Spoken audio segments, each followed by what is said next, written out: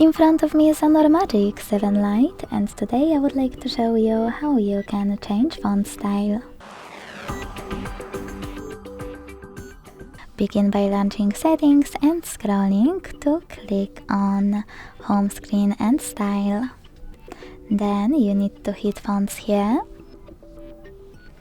Click on latest or free. Select a perfect one and download it or buy it. Then hit apply and wait. As you can see, after a couple of seconds, style of my font has changed. If you want to go back to your default one, hit home screen and style again. Select fonts, tap on me next to free, select the default and hit apply.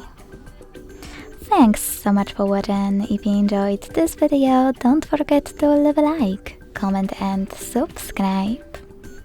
Bye!